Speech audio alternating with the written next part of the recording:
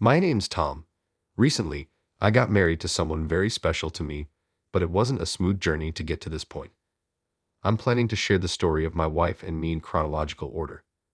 My wife and I were both hired at the same company, both the same age, having both joined the company as college graduates. My wife's name is Margaret. Back then, we were just colleagues, and I used to casually call her Margaret. After our orientation, we ended up in the same department. We were both in sales, encouraging each other to do our best, grinding day in and day out. At the time, I had a girlfriend. We were getting along pretty well, I'd say. Then, in late April, I got a call from my buddy Joe. Joe is an old high school buddy of mine.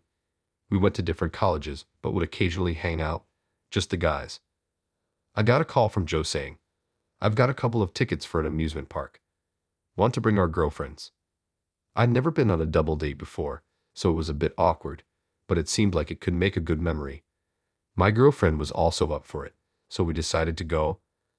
On the day of our double date during the long weekend, we met up at the location. I got out of my car and shouted, "Hey Joe." Joe raised his hand. "Hey, long time no see." We both knew that we had girlfriends, but we'd never actually met them or even heard their names before. Feeling a bit jittery, we introduced our girls. "This is Margaret. Nice to meet I." The moment I saw the face of the girl stepping out of Joe's car, I said, "What? Margaret? Tom, is that you?" We both looked at each other and couldn't help but laugh. Turns out, my buddy Joe's girlfriend was none other than my coworker Margaret. "No way. I knew you were in sales, but Tom and Margaret, you're at the same company." Joe was equally shocked and raised his voice. It was such a coincidence. All we could do was laugh, riding that wave of laughter. We all acted like kids running around an amusement park. Then, at lunchtime, they said they had something to tell me.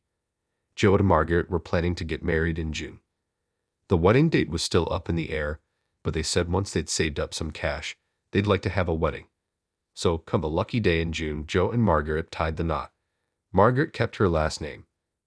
I heard that ever since they got married, Margaret's been making Joe's lunch every day. I was privy to all these lovey-dovey stories, but as for me, I got dumped by my girlfriend that fall. All ever since she heard Joe and Margaret were getting married, she'd been mulling over our future. I'd been thinking about it too, but what she said hit me hard. "I can't see a future with you." I asked if I'd done something wrong, but her response was vague, something like, "It just doesn't feel right." Let the past be the past, I thought, but it was a tough pill to swallow. Joe and Margaret were the ones who consoled and encouraged me. Despite being newlyweds, they'd invite me over and lift my spirits with some drinks. Best friends and coworkers, including myself, the three of us started hanging out more. Once Joe and Margaret got married, I thought this enjoyable dynamic would last forever. Then, a new year rolled around, and spring came along. It was the spring marking our second year at the company. One Monday, when work hours had already started, Margaret was nowhere to be found. "Is she unusually off work today?" Just as I was about to ask my boss that, my phone rang. It was an old high school buddy.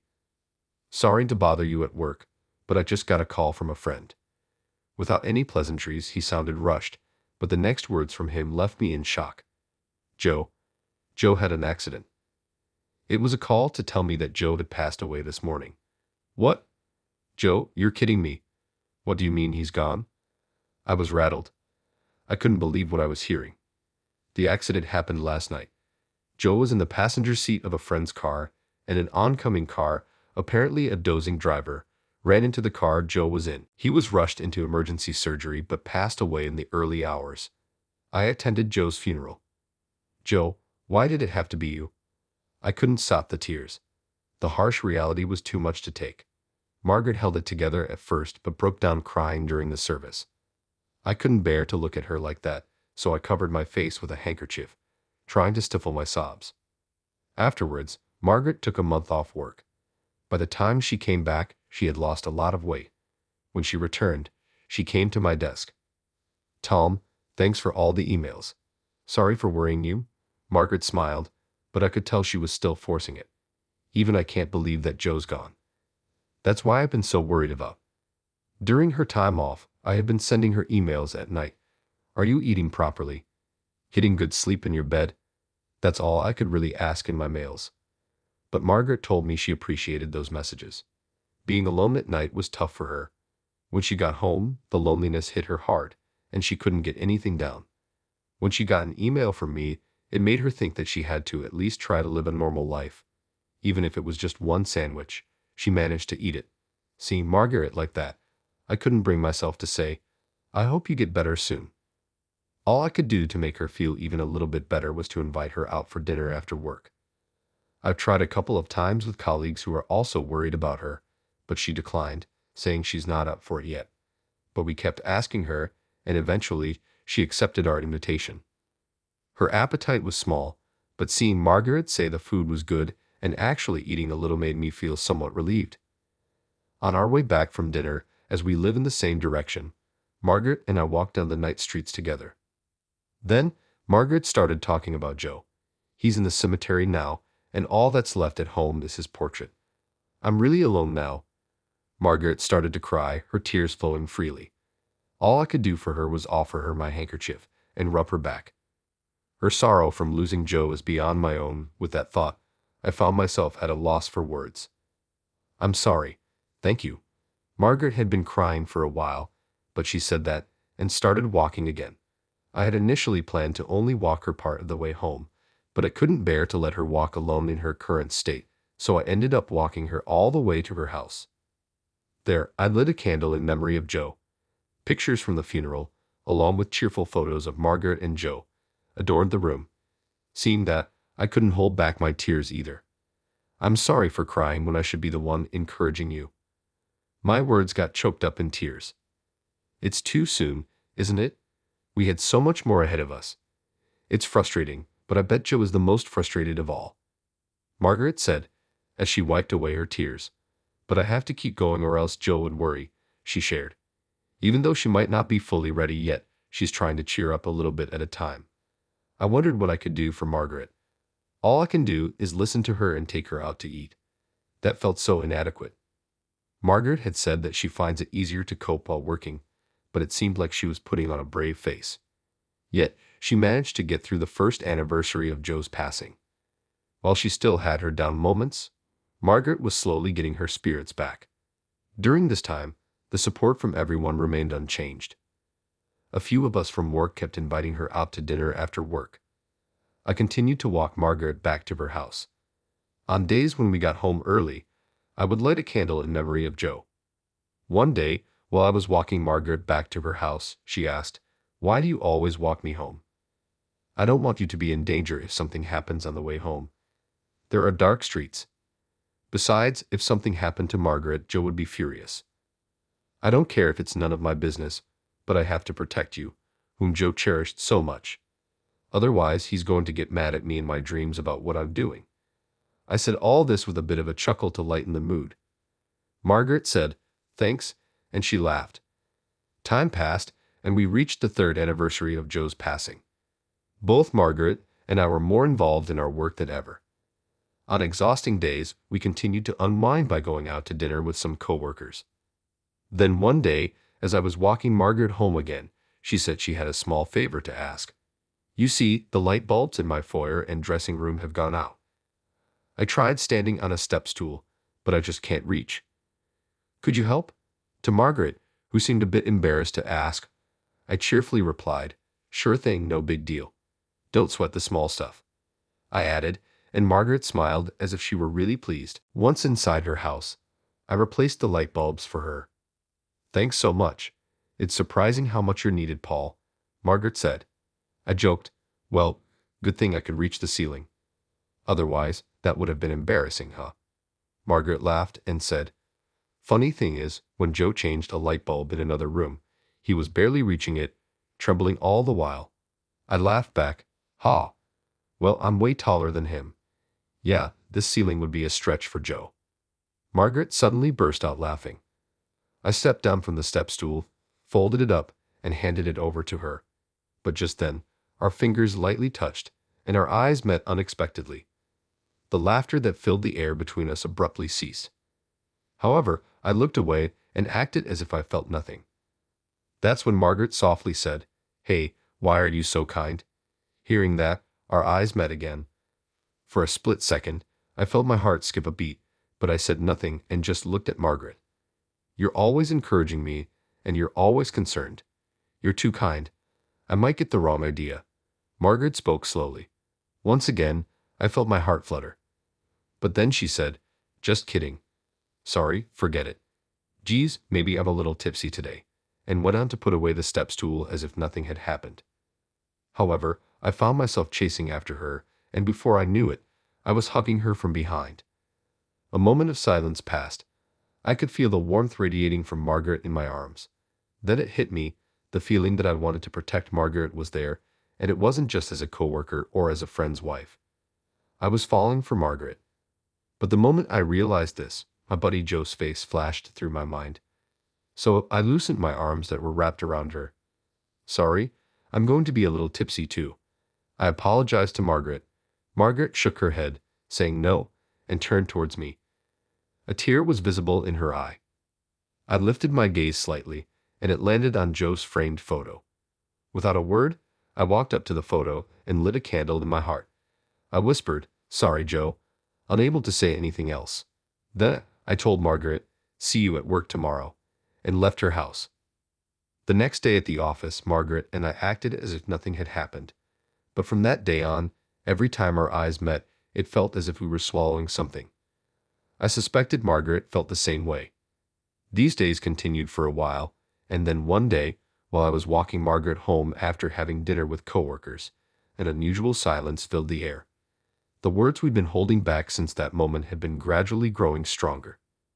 I stopped walking. Margaret noticed and stopped too. Then I finally told Margaret how I felt. Is it so bad if it's me? I want to be by your side in any way possible. That was my true, sincere feeling. Margaret looked at me, and after a moment of silence, nodded yes. She had accepted my feelings. But it wasn't the end. On my day off that week, I went to a certain place. I stood in front of Joe's grave. This was important news. I wanted to say it here, where Joe was. Joe, I've come to make a resolution. I'll make Margaret happy, and I'll take good care of her on your behalf too. So please accept that I'll be the one with her. I promise I'll protect her smile, no matter what. I said that, then bowed my head in front of Joe's grave. How long I closed my eyes and bowed, I can't say. Suddenly, I felt a gentle warm breeze blow by. I lifted my head and looked at Joe's grave, asking, do you forgive me? I posed a question like that. Then another warm breeze blew. It felt like Joe was answering me. That warm wind had a kindness to it that reminded me of how Joe used to speak. I said, thank you, and bowed my head deeply once more. I promise I'll absolutely keep this vow. I swore that to Joe. As I left, I turned towards Joe's grave one last time and said, Joe, I'll be back. With that, I walked away. A decade has passed since then. We had just recently observed the 13th anniversary of Joe's passing. Margaret and I have been together ever since, living in a committed relationship, much like a common-law marriage. On a day that came after that, Margaret suddenly said she had something important to discuss. It was on our way back from visiting Joe's grave to honor his memory. It had become our custom to pause and rest at a park before heading back home after these visits. That's when Margaret suddenly turned serious and started speaking. Tom, it's been a while, and we just had Joe's 13th memorial service. So I've been thinking, it's about time.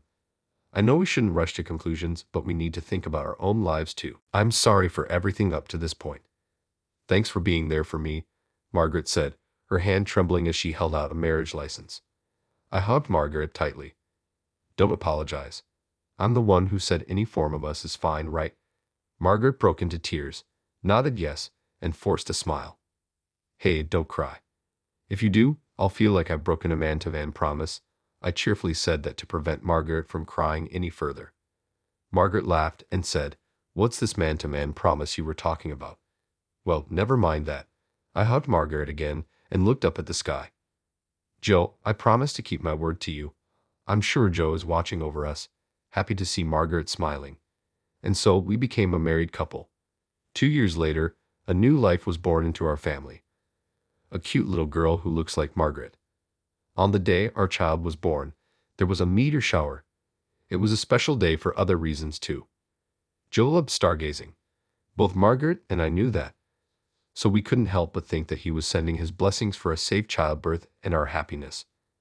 The child was safely born, full of energy, and she has since filled our lives with her adorable laughter. To ensure that the family we're committed to protecting can always smile, and while cherishing our loved ones as they deserve, we plan to keep living life in our way. All right, everyone's presentations are done. Nick, the manager, said as he tried to move the discussion forward. Excuse me, I haven't. I recently found out something. Nick interrupted me and began to speak. There's apparently someone in this department who didn't graduate high school and is just a part-timer. Meetings should be for employees only. Absolutely right. His lackey, Mike, of course, agreed with Nick. I'm leaving. After leaving the meeting room, I started to shut down my computer. I noticed that an email had arrived, not in my personal inbox, but in the company's shared email. Thinking, there's no point in speaking up, no one will listen, I went home quietly. The next day, I heard a commotion from Nick's desk. He was staring at his computer screen, his face pale. Nick! Is something wrong? Mike looked at the screen with him. And he turned even paler than Nick. Why is he so angry? Knowing the reason for Mike's distress, I thought to myself, serves them right. My name is Adam. My mother passed away when I was in the 9th grade, and I was raised by my father. Well, you could hardly call it being raised. After my mother passed, my father changed. He drowned his sorrows in alcohol, and though he still went to work, he squandered our living expenses on horse racing. Because of that, I had to start working part-time as soon as I entered high school. Every month, I went to the convenience store with bills in hand that couldn't be auto-deducted from my father's account. Even though I endured it because I didn't want to be alone, I reached my limit in my second year of high school and dropped out. I found a live-in job at a distant inn. Thank you for everything. The day I left home, my father, still staring at the TV, spoke. Take care. That was our last conversation. Back then, 18 wasn't the age of majority, so I needed my father's permission to work, and I couldn't hide my place of employment. Yet, my father never visited me even once. I kept working just to survive, and before I knew it, I was 42. Years of hard work paid off, and I was transferred to the headquarters. I was thrilled to be recognized by the company, as I thought I'd be working in the field until retirement due to my lack of formal education. Listen up. Our work can change the future of our employees. Don't drag us down. On my first day after the transfer, Nick, dressed in an expensive suit, spoke sternly. There was a reason for this. Our inn was located in a prominent tourist destination, known so well that everyone in the state could sing its commercial jingle. At its peak, we had 5 locations within the state. But that was long ago. Due to financial difficulties and aging facilities, only the place where I had worked for many years and the original establishment remained. I was prepared to lose my job anytime, but now there was a glimmer of hope. With the rise of social media, the tourist area where the inn was located started gaining attention again. Depending on how hard the sales department, where I was transferred, worked, we could either thrive or be forced to give up this prime location to the new hotel chains continuously popping up. For Nick, who had switched careers from another industry to strengthen our sales, this was a battle he couldn't afford to lose. I understood why he had to be strict. I will do my best. Nick sneered at my enthusiastic declaration. Did you not hear what I said? I'm sorry. I thought I was listening carefully. Out of habit from years of customer service, I apologized reflexively, though I had no idea what had offended him. Someone was watching me with a smirk. In this department, there are those who are expected to excel and those who have been shoved here because they have nowhere else to go. You are the latter. It was Mike, the section chief. He's 7 years younger, at 35. But he was called to headquarters much earlier than I was and had been moving around within the headquarters ever since. I'm not jealous, but I can't accept that he's my boss. Graduating from a prestigious university, he has an unusually high pride and caused many problems as a newbie, making things very difficult for me when I was the front desk leader. When I found out Mike was transferred to the sales department a month before me, I was disheartened. Mike is right. With just a middle school diploma, there's not much you can do. Don't even think about achieving results. As if I didn't exist, Nick remarked, I'm thirsty. Mike eagerly ran to the coffee maker. It seems Mike is Nick's lackey. I regretted being happy about my transfer to headquarters, wishing I had stayed on site forever. Send a direct mail to every company on this list by the end of the day. Nick only assigned me tasks that even a new graduate could handle. What? There are over 1,000 companies. You want me to send to all of them by today? Yes, if you and your fellow misfits split the work, even those with nowhere else to go should finish by today. I glanced at the employees typing away expressionlessly. They were worn out from customer service, only thinking about leaving on time, or were women reassigned after having children. With zero motivation for work. Even Sam, a new graduate from the same university as Mike, who was supposed to be among the expected achievers, had no enthusiasm for the job. Having joined the company wanting to do customer service. I don't care what they say, I plan to quit anytime, he said. Only Nick and Mike were highly motivated, making all the decisions between the two of them. I originally only wanted to work at the inn to survive and had no particular attachment to this job. I swallowed my words, thinking I had no right to reprimand them. About a month after the transfer, Nick told us with a frustrated look. To commemorate the 50th anniversary, we've decided to create a plan exclusive for one group per day. Originally, Mike and I were supposed to come up with it, but our president, Mr. Thompson, insists on hearing everyone's opinions. So, you all get a chance. As Nick explained, Mike began handing out prints. Make sure not to embarrass Nick. If your ideas are half-baked, you'll have to redo them. It seemed that they had printed his handwritten notes by Mr. Thompson, which included several questions and a section for free responses. It made sense why Nick had to seek our input, given that all responses had to be submitted to Mr. Thompson. We were given a week to think about it, and a meeting was scheduled to compile our ideas. My plan is to let guests enjoy both the old and modern America. Nick began the presentations. Guests would watch a master confectioner at a nearby traditional sweet shop make sweets in front of them. The welcome drink would be premium tea in a bottle. Nick's plan was certainly attractive. After his presentation, Nick called on us to present in the order we were seated. Just as I stood up for my turn. All right, everyone's presentations are done. Excuse me, I haven't. I recently found out something. Nick interrupted me. There's someone in this department who didn't graduate high school and is just a part-timer. He was likely talking about me. I joined the company as a part-timer and was made a full-time employee when I turned 20. That was 20 years ago, so Nick and Mike probably had no chance to know until recently. Meetings should be for employees only. Absolutely right. After that, Nick kept creating opportunities to solicit everyone's opinions, purposefully excluding me from speaking. The meeting unexpectedly heated up and went past the scheduled end time. A few people asked to leave, and the discussion continued with the remaining few. Still here? Normally, you'd leave in that situation. Though I had no attachment to the job initially, hearing kind words from customers made me want to make them happier. For someone like me, with nowhere to go, the inn was my home and customer service was my life. I felt pathetic about my current self. I'm leaving. I left the conference room and started shutting down my computer. I noticed an email had arrived, not in my personal inbox, but in the company's shared email. Thinking no one would listen to what I had to say anyway, I quietly went home.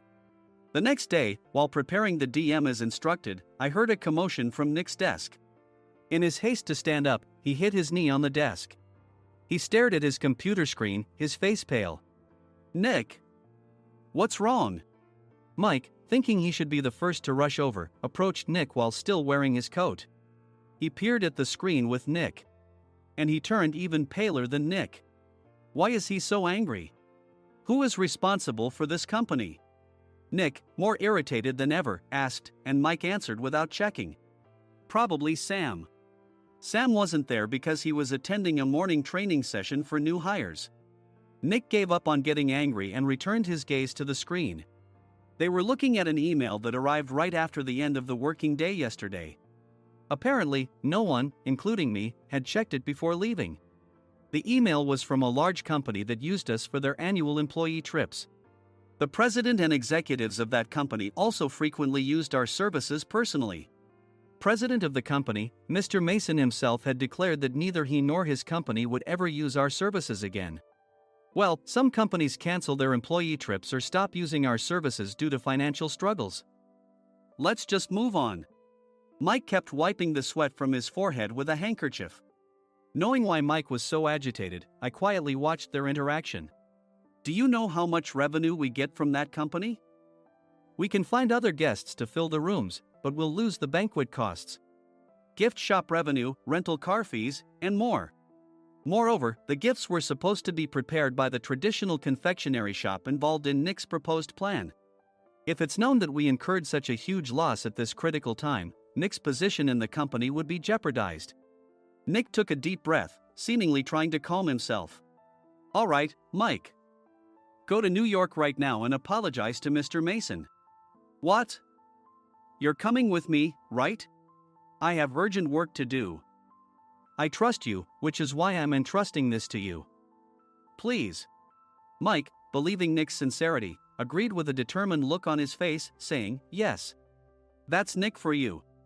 Even if Mike went to apologize, Nick would shift all the blame onto him if the client didn't change their mind. Well, it was Mike's fault to begin with, so it served him right. About 3 hours later, Sam answered a call from somewhere and repeatedly apologized, saying, I'm very sorry. Everyone watched to see what was happening. After ending the call, he informed Nick with a weary tone. When Mike arrived at the client's company, he only made things worse, further infuriating Mr. Mason. He was demanding, get his boss here immediately. It was no wonder Sam was exhausted, dealing with such a call right after returning from training. What is that idiot doing? All right, Adam, you're coming with me. If sacrificing Mike didn't work, then I must be next. Normally, I'd want to refuse at all costs, but I saw an opportunity in this situation. If I can be of assistance, I'd be happy to join you. I immediately followed Nick, and we flew to New York. When we introduced ourselves at the reception, it became clear how serious the situation was, as the receptionist personally escorted us to the president's office. Angry voices leaked through the door, making both Nick and me uneasy. Excuse me. I'm Nick, the supervisor. I understand my subordinate has caused you trouble, and I deeply apologize. Nick, with his experience in the corporate world, knew enough to offer an apology before excuses. However, his customer service skills left much to be desired. I sighed as I saw Mike trembling like a small dog in the corner of the room. What kind of training are you giving your subordinates? Mr. Mason glared at Nick with a red face. The intensity of his gaze made even Nick take a step back. Regrettably, I joined this company only 2 years ago and was unaware of Mike's issues. I should have identified his shortcomings sooner. Indeed. I should have realized sooner. No sensible person would come to apologize and then give a lengthy presentation on the drawbacks of not using their in. Nick froze, his mouth slightly open. Suspecting the worst, I picked up the documents that had fallen to the floor. It seemed Mike hastily prepared these documents on the plane, listing the disadvantages. Disadvantage 1: if you change the venue for the company trip, employees might suspect it's for cost-cutting reasons, leading to a negative impression. Reading it aloud half-jokingly, Nick snatched the papers from my hand and checked the contents with a furious expression. Among the stack of documents was a receipt from a nearby convenience store's copy machine. I felt a pang of dread, hoping he hadn't shown the receipt as well. What do you think he said when I asked what kind of nerve he had to do this? I'm very sorry. Faced with the dire situation, Nick must have thought there was nothing left to do but apologize. In a voice smaller than I'd ever heard from him, he uttered words of apology. He said, I'm a Harvard graduate. I don't believe I said anything wrong. Mike! What have you done? Forgetting his plan to pin the blame on Mike, Nick yelled loudly, even in front of Mr. Mason. I didn't do anything wrong. You're still saying that? Look at him. Mike pointed at me with a shaking hand. I was assigned to headquarters in my 20s and now I'm a section chief. This guy only made it to headquarters at 42. Everything I've done proves I was right. So why are we losing the contract? Having said his piece, Mike collapsed to the floor. Of course. You were sent there because you had nowhere else to go. Mike never expected to hear such words from someone he looked down upon. He lunged at me, and Nick hurriedly stepped in to stop him. Mr. Thompson told me Mike is a quick thinker, and to take good care of him. There's no way he was pushed aside. Don't make things worse here. He didn't say quick thinker, he said only quick-witted, didn't he? I don't remember that part. I recalled the many troubles Mike caused when he was a newbie. When Mike was on the front line, his pride was so high that he never apologized to customers. Customer service, especially in our job, doesn't work alone. It brings both good and bad situations. If the front staff or housekeepers made mistakes, or the cleaning company didn't properly clean a room, one had to apologize to the customers regardless of personal fault. Mike, in such situations, would never apologize, insisting he wasn't at fault. This often angered customers, and as the front desk leader, I frequently had to apologize on his behalf. He caused complaints and disrupted operations, which is why he was quickly moved to headquarters. In departments where he didn't interact directly with customers, his quick thinking was beneficial and things went well. But it seemed his flaws were starting to show. Corporate reservations are supposed to be entered into the system by the sales representative. But a quick check yesterday revealed that more than 10 items were missing from the client's reservation. The handover document clearly stated what needed to be prepared. Why didn't you enter it into the system? Why do we have to give them special treatment? Filling rooms near the banquet hall, setting up all the food in advance. Specifying the brand of wine, they're too demanding. No wonder he always angered customers, I thought, feeling a headache coming on. Grouping them in rooms near the banquet hall is for our benefit too. It makes it easier for the staff to set up beds and serve breakfast since everyone's schedule is synchronized. As for the other requests, Mr. Mason suggested them to lighten our load. I didn't know that.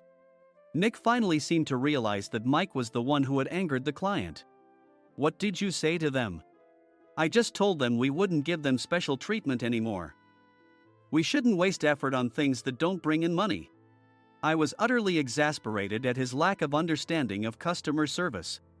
Of course, we shouldn't comply with unreasonable demands. But carrying over successful practices from past stays makes customers feel remembered and enhances their experience. Good memories encourage repeat visits. That's part of our job. I looked down at Mike, who was sitting on the floor. In our job, nothing is a waste. Mr. Thompson likely moved you to the sales department, hoping you'd finally understand this. How do you think he feels now that you failed to meet his expectations? Mike, tears in his eyes, fled the president's office. I was amazed he still hadn't apologized. You have it tough, Adam. It's okay, we're all employees of the same company. I deeply apologize for this disrespectful incident. Especially after all the care you've shown us. If it weren't for you, Adam, I really would have stopped staying here. When I heard you were moving to the sales department, I was willing to reconsider if you handled it. Seeing us talk so amicably, Nick's face contorted. Do you two know each other? Adam's service is excellent. I always requested him specifically. Normally, we don't accept specific staff requests, but we made an exception for Mr. Mason, adjusting my shifts accordingly. He had personally stayed at our hotel just before my transfer, and during casual conversation, I mentioned, I'm moving to the sales department soon. If I hadn't told him then, things could have been much worse. Please continue to take care of us. I look forward to it. On the return flight, Nick awkwardly offered me a can of beer. It's still working hours. Of course, I had no intention of forgiving him for a single beer. Nick might try to pin everything on Mike and avoid any consequences. While pondering this, a startling fact came to light. Nick, the tea bottles for the plan have arrived. I handed Nick a bottle labeled with our inn's name. They look good. What are you talking about? These are plastic bottles. I had assumed we would use the trendy, high-end bottling tea. But what arrived were ordinary plastic bottles of tea with customized labels. The only unique aspect was the label, which had the inn's name, making it look customized. Upon further investigation, I discovered that a substantial amount of money was set to be paid to the tea company. It was priced like bottling tea. Does this plastic bottle really cost $100 each? The tea inside is specially blended for us. The extra cost is for that. Wouldn't it be better to use another tea company? Or is there a specific reason we must use this one? As Nick continued to make excuses, I showed him a printed email. I informed the tea company's president, Mr. Mitchell, that we discovered irregular payments and he confessed. He said you two were high school classmates and planned to split the extra money. That idiot. Why did he confess? That's not important.